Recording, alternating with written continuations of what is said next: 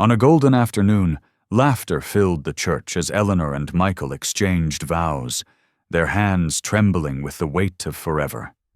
But just outside the gates of joy stood a barefoot boy, shivering, clutching a worn-out toy rabbit, his eyes begging for warmth the world had long denied him. In that sacred moment, the bride lifted her gown and walked toward him, while the groom laid aside his bouquet to take the child's fragile hand. What began as a wedding day turned into something greater, a rescue, a rebirth, and the birth of a family no one expected. Stay with us, because this is not just a story of love between two hearts. It is proof that compassion can rewrite destiny. Before we begin, tell me where you're watching from. Drop your country in the comments so we can see how far this story travels. The town of Ashwood sat cradled between rolling plains and stubborn hills in the American Midwest, a place where winters bit deep and springs came late, and even on mild days the wind seemed to carry both grit and memory. It was early autumn now, when the air turned sharp as glass at dawn and golden at midday, and the people of the town clung to their traditions with a reverence born from hardship. On this day the sky was a clean blue, washed by a night of rain, the streets damp, and the old church of St. Matthew's stood with its stone walls darkened by centuries of storms, bells ready to peal with joy.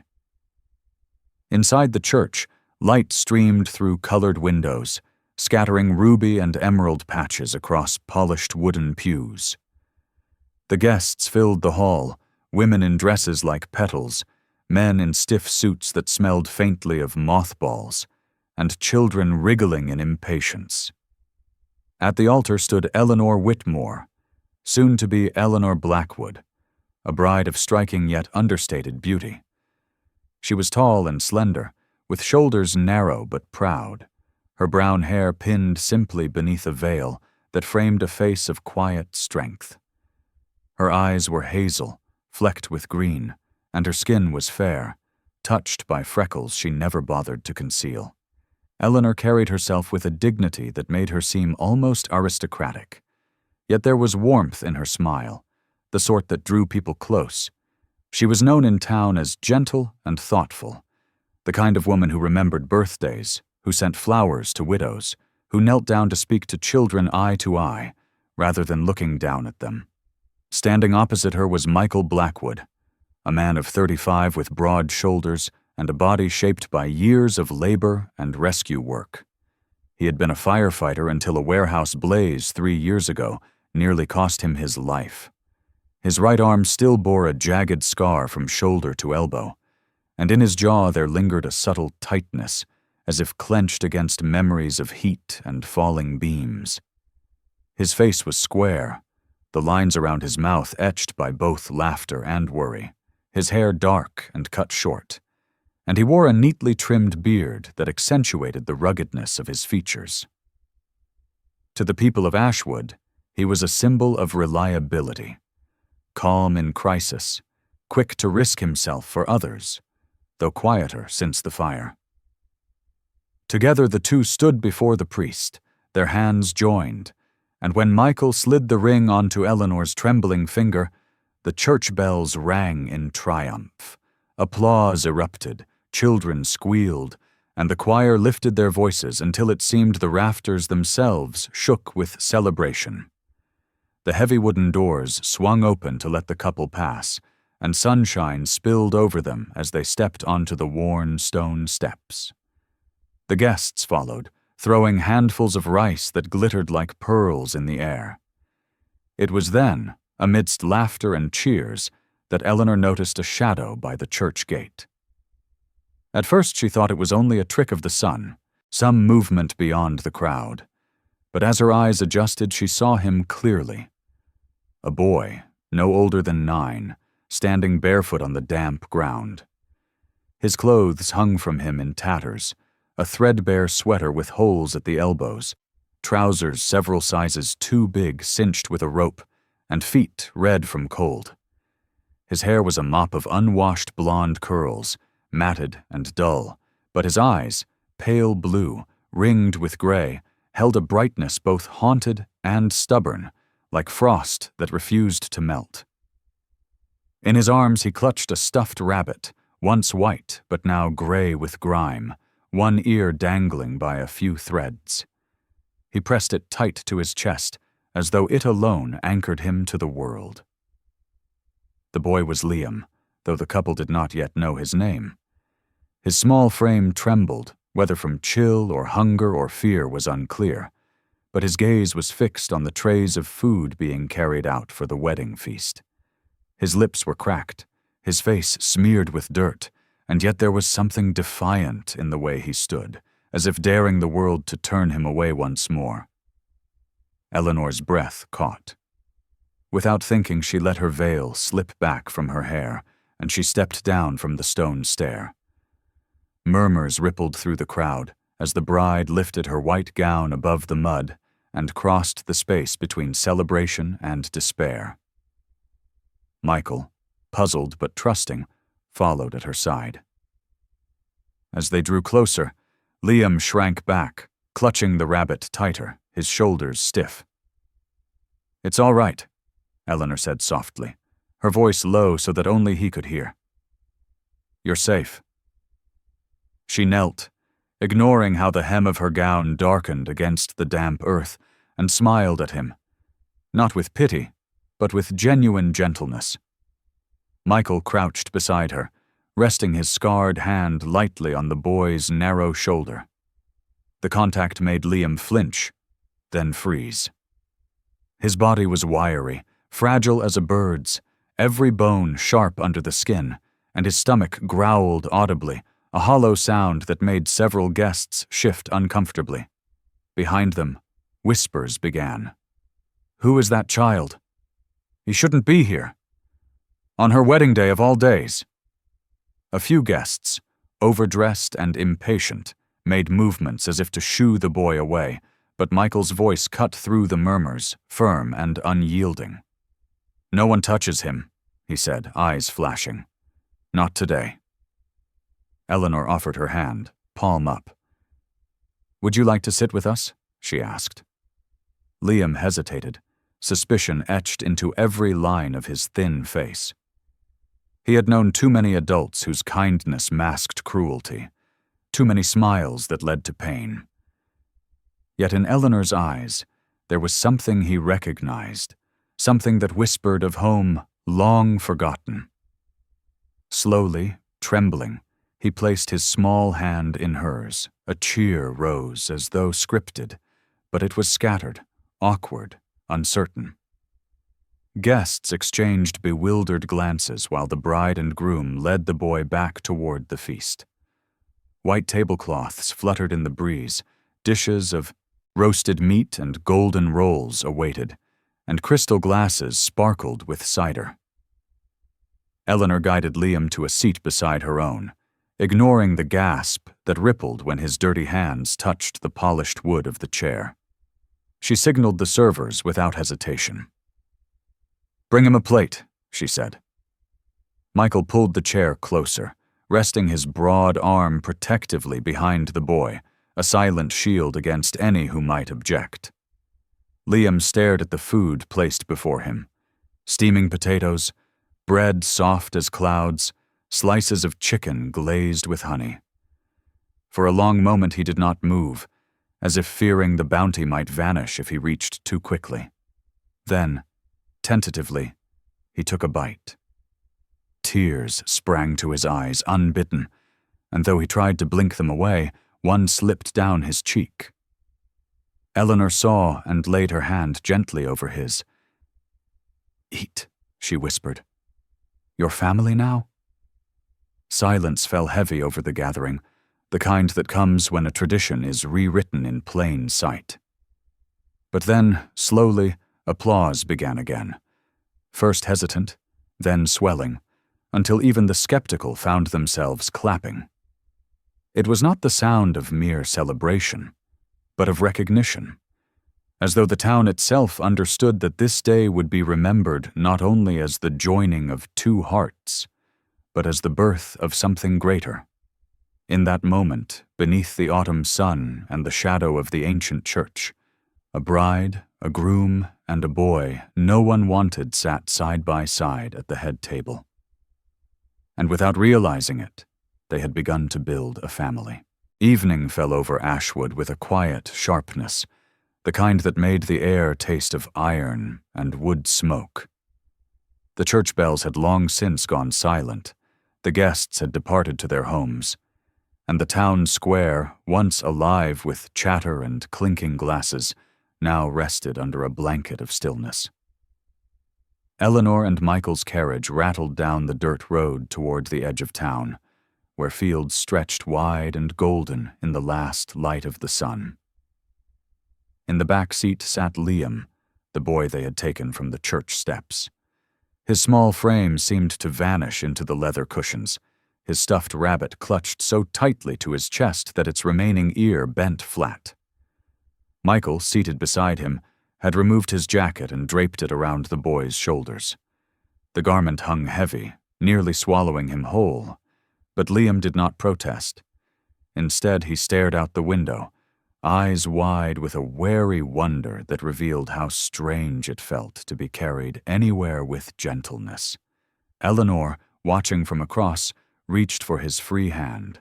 The fingers were cold, the nails chipped, but she folded them in hers and whispered, "We're going home." Their destination was a modest log house tucked at the edge of a grove, a home Michael had spent the past year restoring in anticipation of married life. The structure was simple but sturdy, its cedar beams polished, its roof pitched against the harsh winds of winter. A small porch overlooked the fields, and within the warm glow of lanterns spilled from the windows, promising shelter. As the carriage stopped, a figure emerged from the side of the house. Mrs. Agnes Carroway, the housekeeper who had tended the property during repairs. She was a stout woman in her late 50s, with silver hair pinned tightly into a bun, her broad face lined by years of hard work and laughter. Her hands were thick and calloused, yet she carried herself with the brisk confidence of someone who had kept families together through storms far worse than weather. Agnes had raised 4 children of her own, all grown now, and she regarded Michael like a son since his mother had passed when he was young. She hurried down the porch steps, wiping flour-dusted hands on her apron. "Well, here you are at last," she said, her voice firm but not unkind. Her gaze shifted to Liam, and though her brows rose in surprise, she did not ask questions immediately. Instead, she stepped aside and ushered them in. The interior of the house was warm, fire crackling in the hearth, the scent of baked bread lingering in the air. Liam hesitated at the threshold, his bare feet rooted to the ground as though afraid to cross into a place that seemed too safe to be real. Michael bent low, his scarred arm steady around the boy's shoulders, and guided him gently inside. It was then, under the brighter lamplight, that Eleanor noticed what she had only glimpsed at the wedding feast. As Liam lifted the rabbit to his face, his sweater slipped from his shoulder, revealing bruises that painted his skin in shades of purple and yellow.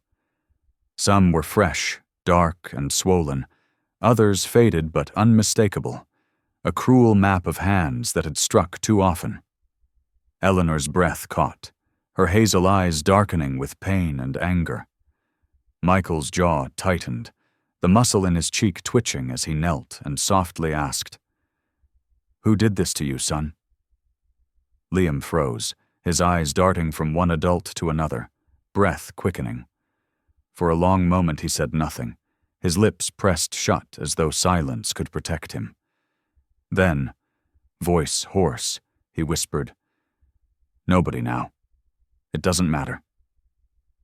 Agnes, standing nearby, crossed her arms, her eyes narrowing with a mixture of fury and pity. She had seen such marks before in her years, and she understood too well what silence meant. "The matter is that you're safe here," she said gruffly, her voice softened by an undertone of compassion. "And no one lays a hand on you again?" Dinner was laid out. Roast chicken, potatoes, bread still warm from the oven. But Liam ate little at first, his gaze darting between fork and faces, as if waiting for punishment to fall with every bite.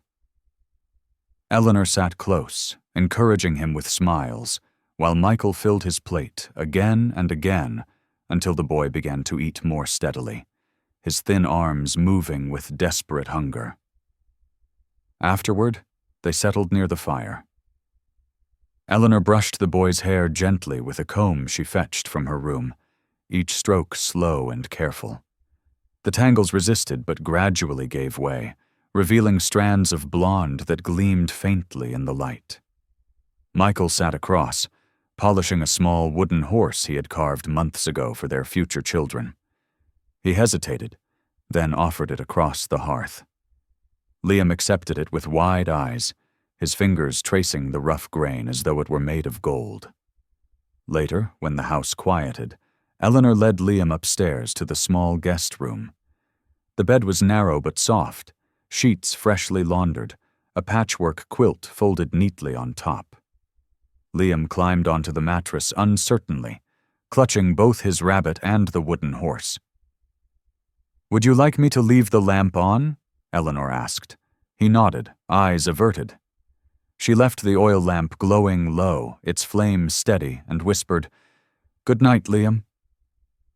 Downstairs, Michael poured 2 cups of tea. His face was grave, the scar on his arm catching the firelight like a reminder of old battles. "He's been through hell," he said quietly. "No child deserves those marks." Eleanor, cradling her cup, stared into the flames. "We can't send him back to the streets. We can't let him vanish into the cracks." She lifted her eyes, filled with resolve. "Michael, we made vows today. To love, to cherish, to protect. Perhaps this is another vow we are meant to keep." Michael met her gaze. He saw not only the woman he had chosen, but the strength that had carried her through losses and hardships before. He nodded slowly, his voice low but certain. "Then let it be so. Today we gained a son." Upstairs, Liam lay awake, staring at the ceiling beams. For the first time in years, he did not shiver against the cold or startle at shadows. The wooden horse rested under his arm beside the rabbit, and in the soft glow of the lamp, his eyelids grew heavy. Though doubt still whispered in his heart, for the first time he allowed himself to dream of staying. Morning broke gently over Ashwood, sunlight filtering through low mist that clung to the fields like a veil. The wooden house smelled of cedar and bread, Agnes having risen before dawn to bake. Liam stirred in the guest room, blinking against light that fell across his quilt. For a moment he panicked, unused to waking in softness instead of on cold pavement. But then he saw the rabbit and the small wooden horse beside him, and the fear melted into something quieter. Eleanor appeared in the doorway carrying a tray with milk and warm bread.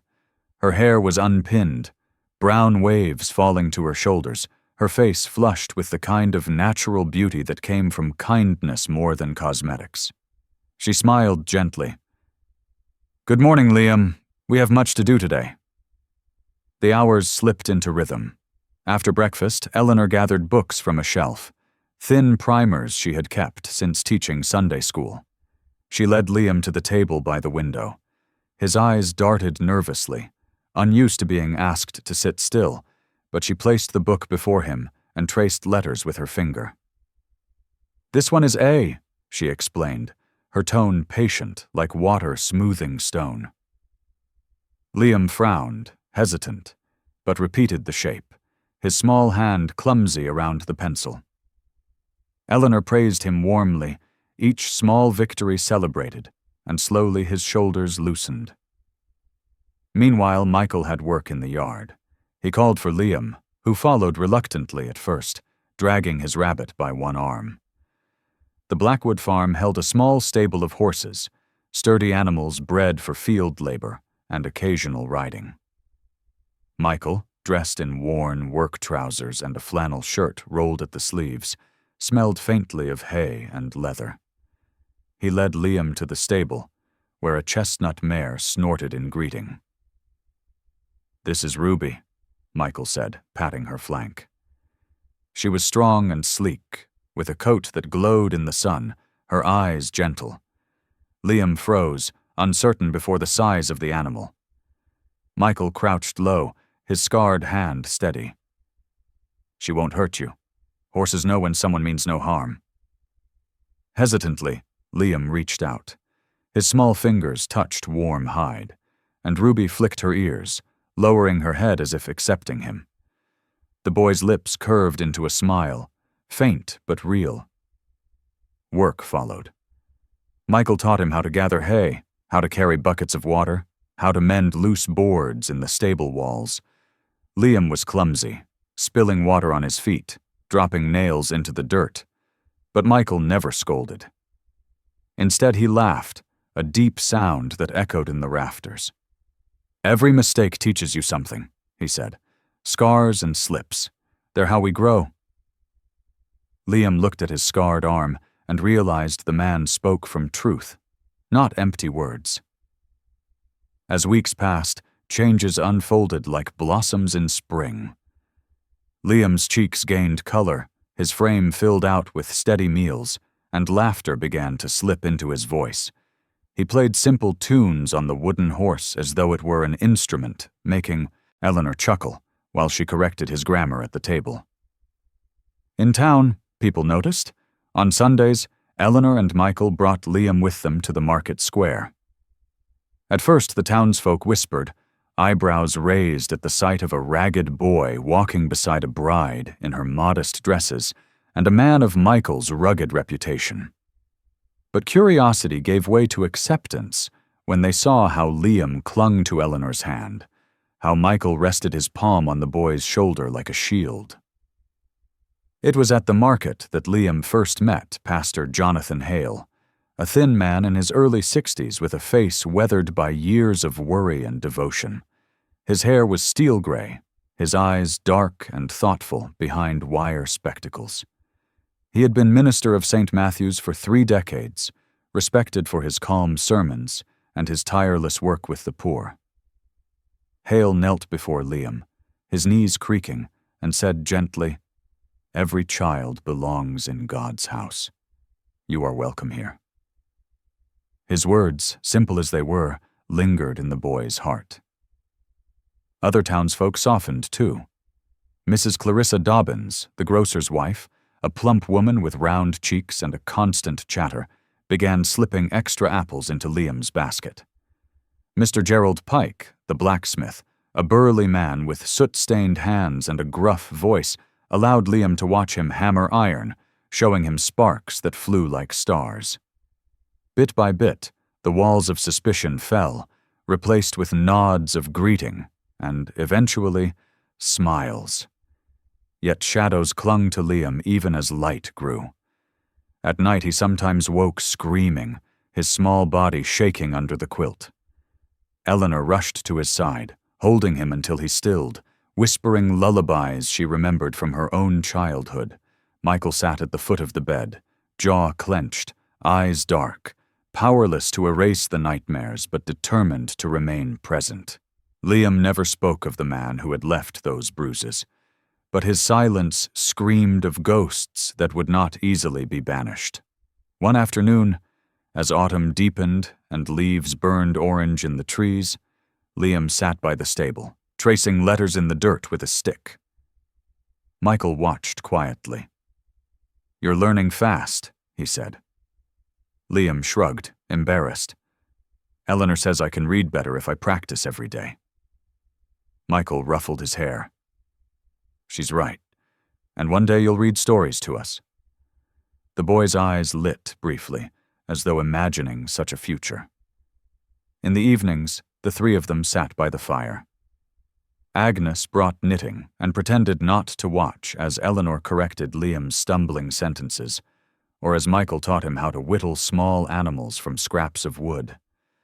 The house filled with sounds that had been absent for too long: laughter, questions, even the clatter of spilled milk followed by apologies. It was no longer only a house. It was becoming a home. Still, Eleanor sometimes caught Liam staring into the distance, his eyes clouded, fingers tight around the rabbit. She wondered what memories haunted him, what stories he carried but could not tell. Michael noticed, too. One night he whispered to her, "He's safe now, but the past doesn't let go easy. We'll have to be patient." Eleanor nodded, her hand closing over his. "Then patience will be our vow as well." The days marched forward, each one stitching Liam more firmly into the fabric of their lives. The townsfolk began to speak of the Blackwoods not just as newlyweds, but as a family of 3. Children in the square called to Liam to join their games, and though shy at first, he began to run with them, his laughter ringing out like a bell long silenced. But beneath the warmth, both Eleanor and Michael sensed an unspoken truth. Shadows rarely vanish forever.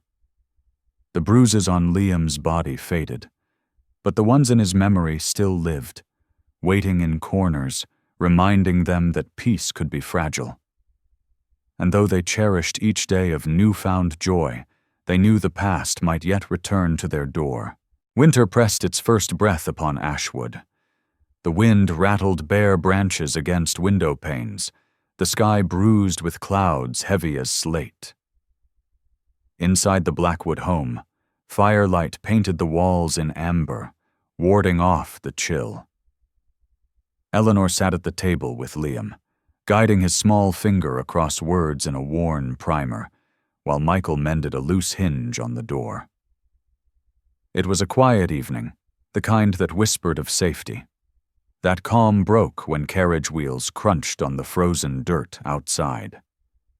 Michael straightened, scarred arm flexing unconsciously, while Eleanor looked up, eyes narrowing in surprise. Few visitors came this far without notice. Moments later, a knock, measured, deliberate, sounded at the door. Michael opened it to find a man standing tall beneath a bowler hat, his overcoat dusted with snow. He removed his gloves carefully, revealing long fingers, calloused yet steady.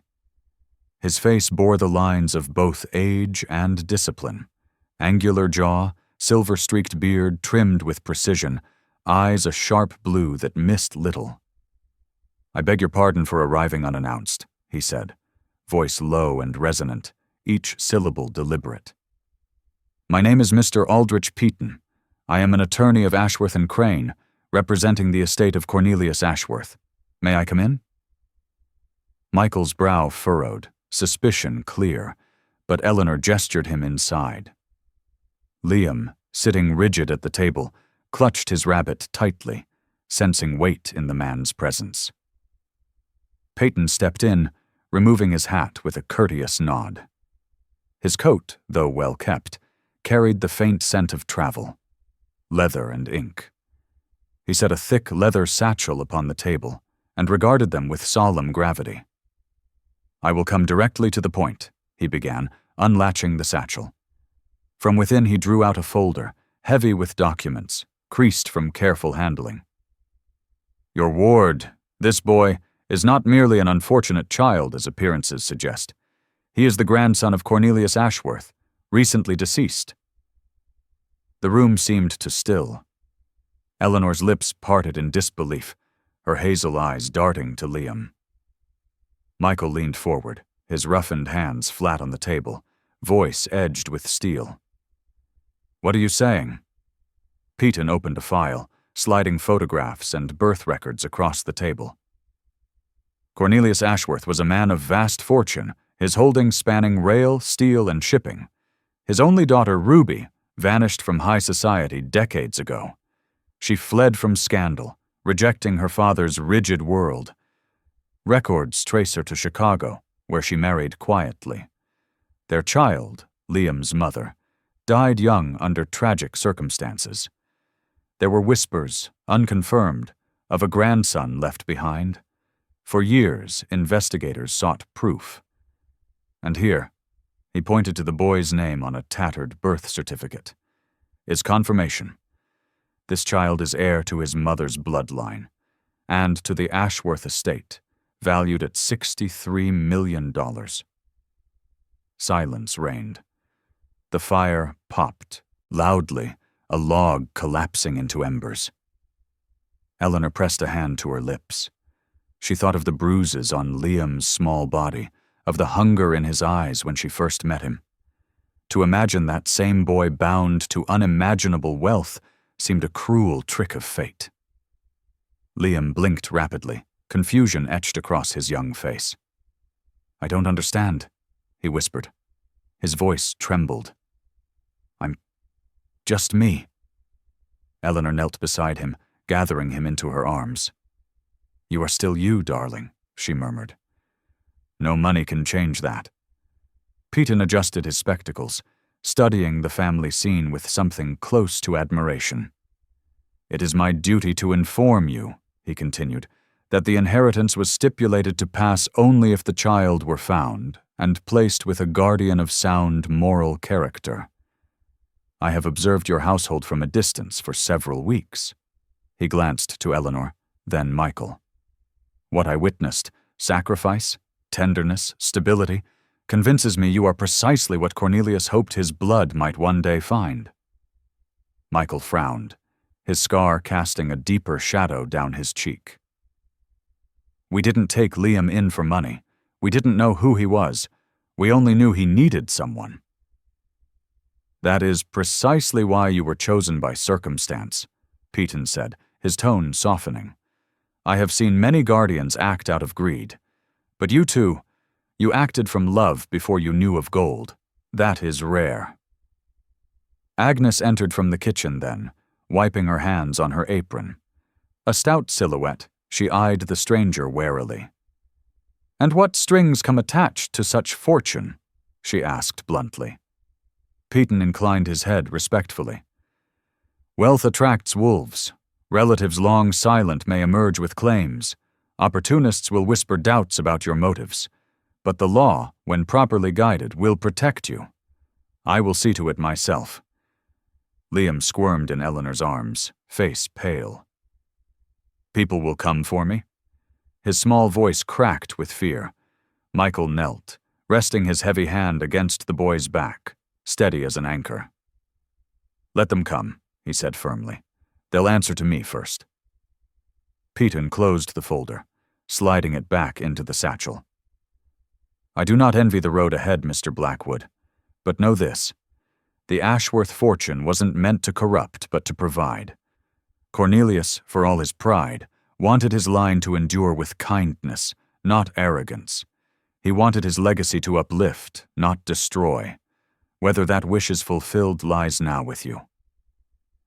The wind howled outside, rattling the shutters as though the world itself shivered at the weight of destiny.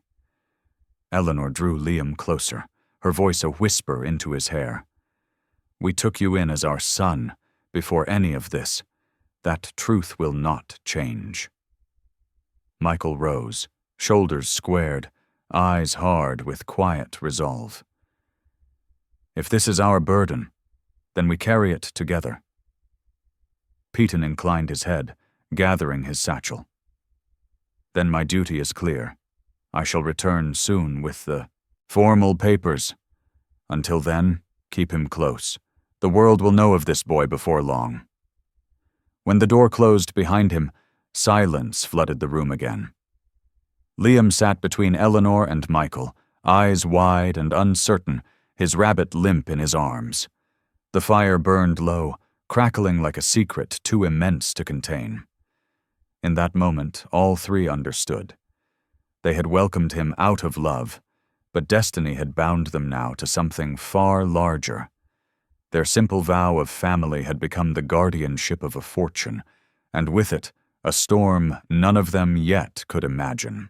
The news spread like frost over a window pane, silent at first, then impossible to ignore. Within days of Mr. Peyton's visit, whispers ran through Ashwood's streets. The ragged boy who had once scavenged scraps at the church gate was heir to a fortune so vast it seemed unreal. $63 million. That number became a curse and a beacon alike. At the market, conversations hushed when Eleanor passed by. Some neighbors offered warm nods, others turned away, suspicion etched on their faces. Michael noticed the shift, his jaw tightening each time. And Liam, though too young to fully understand, felt the eyes that lingered too long, some with envy, others with malice. The storm's first blow came one gray morning.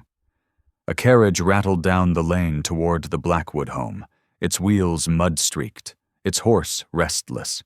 From it stepped a man whose presence chilled Eleanor to her core the moment she saw him. He was tall but stooped, his frame wiry, his face gaunt with sunken cheeks and a nose crooked from too many bar fights. His eyes were pale, washed-out blue, ringed with red from drink. A patchy beard sprouted unevenly across his jaw, unkempt and greasy. His clothes smelled of stale whiskey and sweat. This was Harlan Crowe, Liam's stepfather, the man whose hands had left bruises on the boy's ribs. Crowe swaggered toward the porch, boots crunching frost, a smirk playing over cracked lips. "Well, well," he drawled, his voice hoarse, like gravel dragged through metal. "Didn't I tell you, boy? You can't run from me." Liam froze in the doorway, the rabbit clutched so tight his knuckles whitened. His eyes widened with terror, body rigid as though expecting a blow. Michael stepped forward, shoulders broad, the scar on his arm visible as he folded them across his chest. His voice cut like steel. "You've got no place here, Crowe." Harlan sneered. "He's my stepson. Blood don't matter when the law says I raised him. And now that he's sitting on a pile of money, you think I'll let him go?" Eleanor drew Liam back, her hazel eyes flashing with fury. "You beat him, starved him, left him to wander streets. You forfeited any claim the moment you raised your hand against him." Crowe's smirk faltered, but quickly returned. "We'll see what a judge thinks of that. Money makes people remember things different." He spat into the dirt, then turned back to his carriage, muttering promises of lawyers and courtrooms. But Harlan Crowe was not the only vulture circling. Within a week, letters arrived stamped with foreign addresses, distant cousins of the Ashworth line who had never set foot in Ashwood. One, Beatrice Langley, arrived in person, a tall, angular woman in her 40s with raven black hair streaked with silver, her lips perpetually pursed as though tasting something sour. She wore gowns of deep velvet and spoke with clipped precision, a voice polished by finishing schools in New York. She claimed her great-grandmother had been Cornelius's sister, and though her connection was tenuous, she insisted her blood entitled her to guide Liam's fortune. Alongside her came Roland Pierce, a portly man with thinning blonde hair combed across his scalp, his cheeks blotched red from indulgence. His fingers glittered with rings, his waistcoat strained against his stomach. He introduced himself as a guardian of family interests, but the stink of greed clung to him more than his cologne. "Children shouldn't be burdened with wealth," he proclaimed loudly in town. "Best let capable hands manage it." The arrival of these claimants fractured the town. In the square, some muttered that Eleanor and Michael had known all along, that their charity at the church steps was a ploy for riches. "No one takes in a street urchin out of kindness," sneered a farmer named Curtis Mabin, a stocky man with ruddy skin and a sharp tongue, known for his bitterness since losing his farm to debt. Others rallied to defend the Blackwoods. Pastor Hale spoke in Sunday service of love without condition, reminding the congregation of Eleanor's years tending widows and Michael's courage as a firefighter. Mrs. Dobbins continued to slip apples into Liam's basket, this time without caring who saw. The blacksmith Gerald Pike warned loudly that any man who laid claim to the boy would answer to his hammer first. yet the whispers cut deep. Eleanor wept one night by the fire, her slender shoulders shaking as she confessed to Michael. "They think we only took him for the money. They cannot see we already loved him before we knew." Michael gathered her close, his voice steady, though his eyes burned. "Let them talk. We know the truth, and so does he." He glanced toward the stairs where Liam slept, clutching his rabbit and the wooden horse. But Liam too felt the weight. Children at the square, once eager for his laughter, began to ask pointed questions. "Do you really have millions?" one boy demanded. Another jeered. "Bet they'll send you away to some castle and forget us." Liam said nothing, but his eyes clouded, his shoulders hunched with shame he did not deserve. The tension rose until it cracked one afternoon in the diner where Eleanor sometimes worked extra shifts. Beatrice Langley swept in, her velvet skirts trailing, demanding tea. Seeing Eleanor behind the counter, she sniffed. "So this is the woman claiming to be his mother now? How quaint!" Eleanor stiffened, but before she could reply, Michael entered with Liam. The boy froze at Beatrice's sharp gaze. She leaned down, lips curling. "Child, you don't belong with them. Blood will have its due." Michael stepped between them, his hand firm on Liam's shoulder.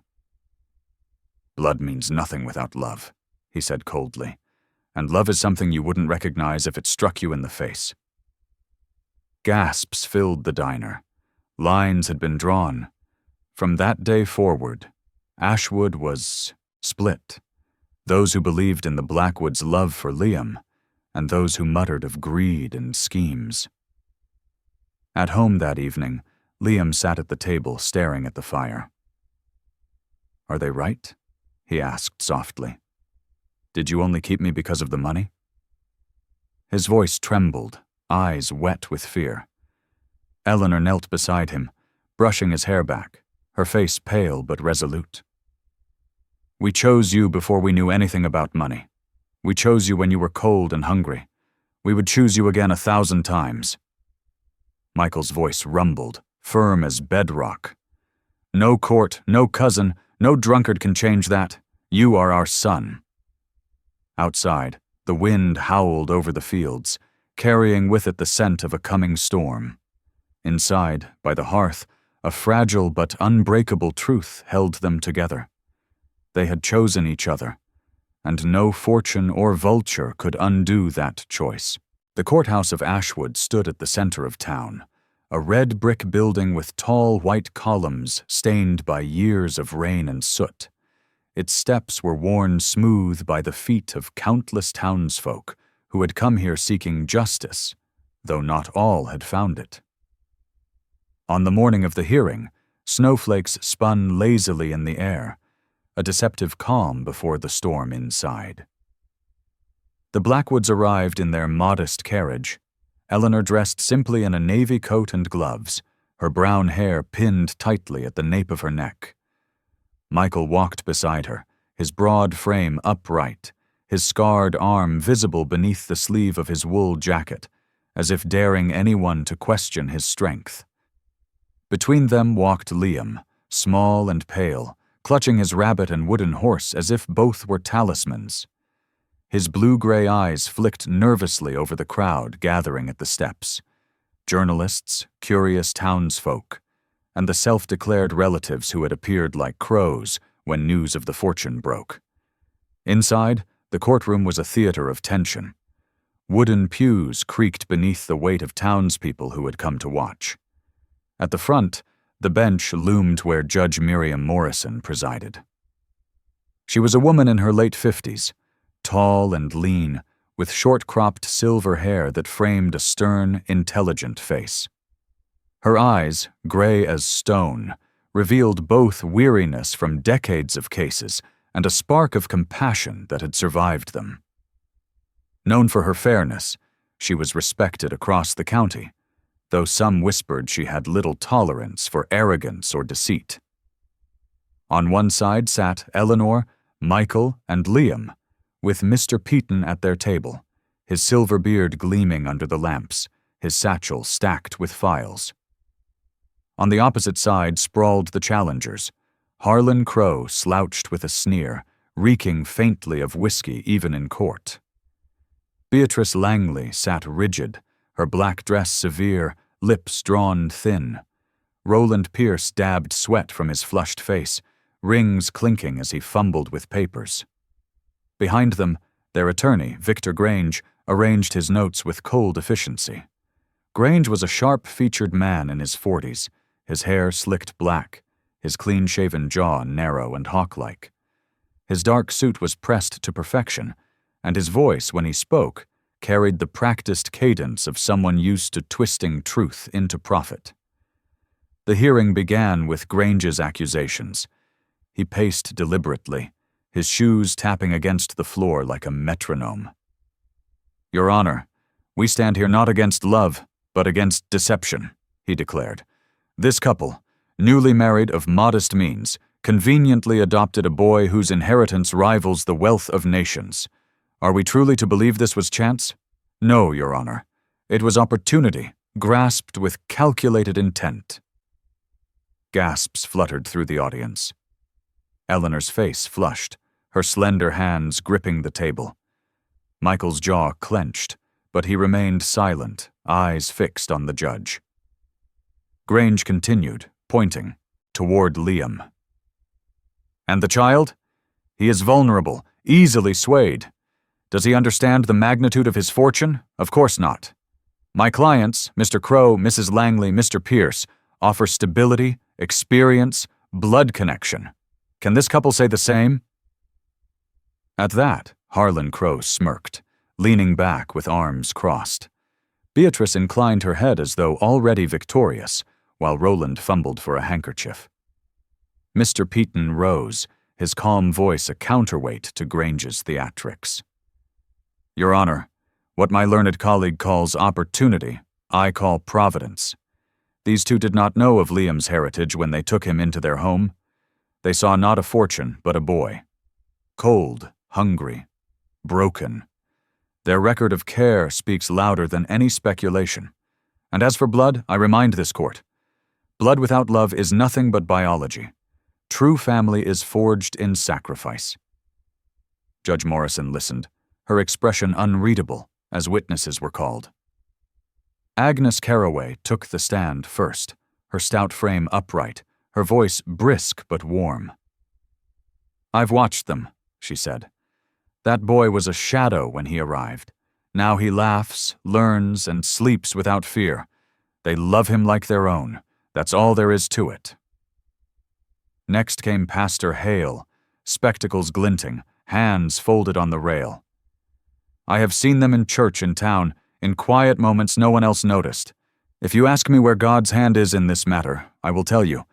It is here, in the love they show this child." Grange countered with cold logic, citing statutes, precedents, and the supposed stability of wealthier guardians. He painted Michael as reckless, scarred by trauma from his firefighting days, Eleanor as naive, blinded by sentiment. He pointed to their modest home as proof they could not manage the burden of such wealth. Then the moment came. Judge Morrison leaned forward. "Does the child wish to speak?" The room fell silent. Liam shifted, his small hands trembling as he rose. He walked slowly to the stand, the rabbit clutched in one arm, the wooden horse in the other. His feet barely reached the floor when he sat. The bailiff, a kindly man with a broad face, swore him in gently, though his voice wavered. "Tell us, Liam," Judge Morrison said softly. "Where do you wish to be?" Liam swallowed hard, his voice thin but steady. "With Mama Eleanor and Papa Michael." Murmurs rose, but he pressed on, eyes glistening. "They loved me when I had nothing. When I was hungry, they fed me. When I was scared, they held me. They didn't know I had money. They just chose me, and I choose them." Gasps echoed through the chamber, louder than before, but this time they carried awe rather than suspicion. Eleanor's tears slid silently down her cheeks. Michael bowed his head, his hands trembling for the first time in years. Then Peyton presented the photographs and medical records, proof of Liam's bruises, testimony from neighbors who had seen him wander beaten and cold under Harlan Crow's so-called care. The evidence painted a picture too damning to ignore. Judge Morrison's gavel struck once, commanding silence. Her gray eyes swept the room. "This court has heard argument and testimony. Wealth may tempt and blood may claim, but one factor rises above all others: the welfare of the child. It is clear to me that Mr. and Mrs. Blackwood have provided love, safety, and stability. It is equally clear that alternative guardians seek fortune more than family. Therefore, custody of Liam Ashworth shall remain, officially and permanently, with Eleanor and Michael Blackwood." The gavel fell again. Cheers erupted from the side of the Blackwoods' supporters, while the challengers slumped in defeat. Harlan cursed under his breath, dragged away by his lawyer's hand. Beatrice's lips tightened into a thin line of venom. Roland mopped sweat with his kerchief, his eyes darting toward the exit.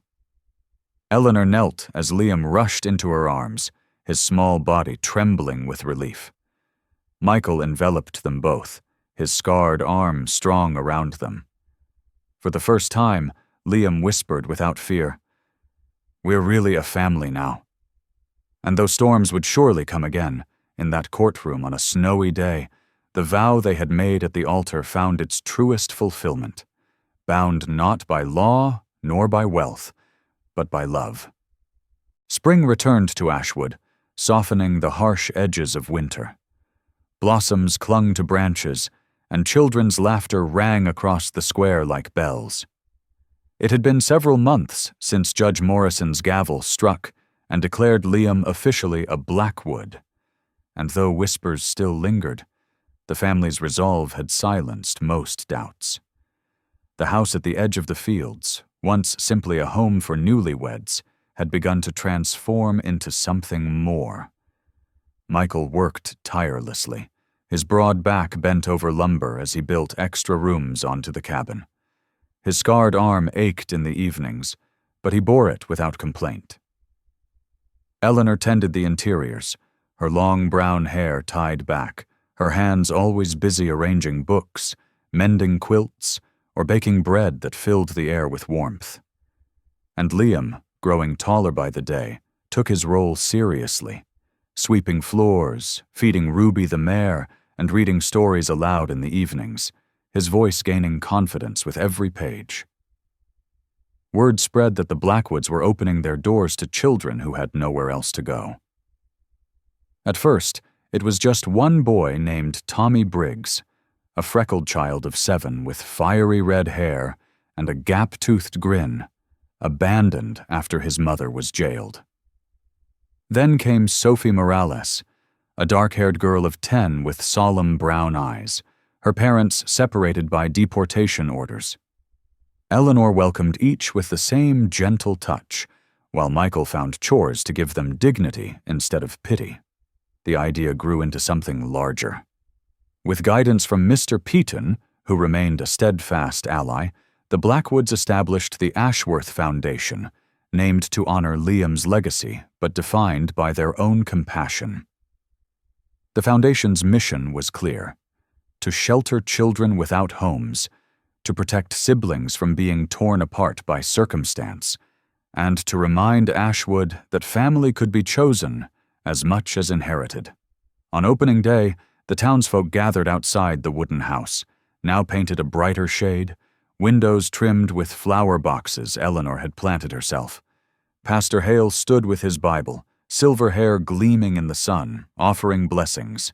Even Mrs. Dobbins bustled about with pies, and Gerald Pike hammered the last nail into a sign above the door that read, "House of Hope." Some who had once doubted now stood in awe, ashamed of their suspicions but moved by the proof before them. Liam stood at Eleanor's side, his rabbit still tucked under his arm, though its fabric had worn thin. He looked out at the crowd, his chest swelling with something unfamiliar but steady. pride. "Mama," he whispered, "this was all because you found me." Eleanor squeezed his hand, tears glimmering in her hazel eyes. "No, darling. It was because you chose to stay." The foundation soon became a living heartbeat of the town. Children arrived not just from Ashwood, but from neighboring counties, each carrying stories of loss. A boy with a stutter, a pair of sisters who clung together like vines, a girl who had once slept in barns. Within the cabin's walls they found warmth, meals, and something rarer: safety. Eleanor read them to sleep, her voice weaving dreams into the rafters. Michael taught them simple crafts, his rough hands patient as he guided smaller ones.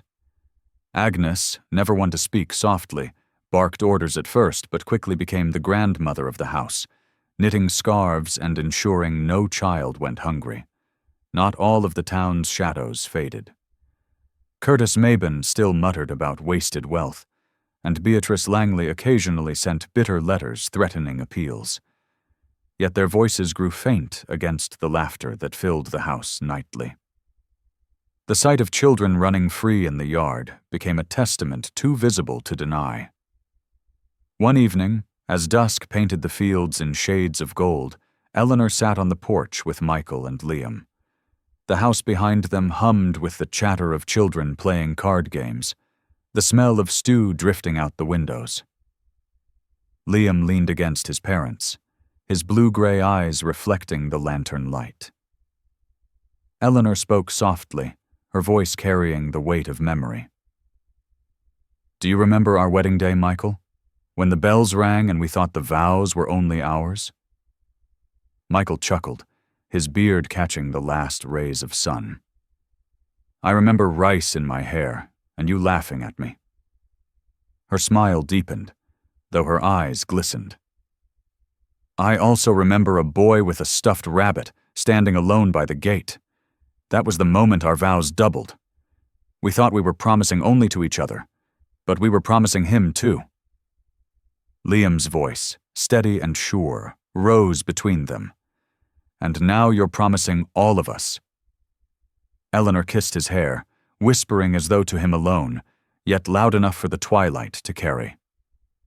"Our wedding did not just bind two hearts, it saved one soul, and from it, hundreds more will be saved."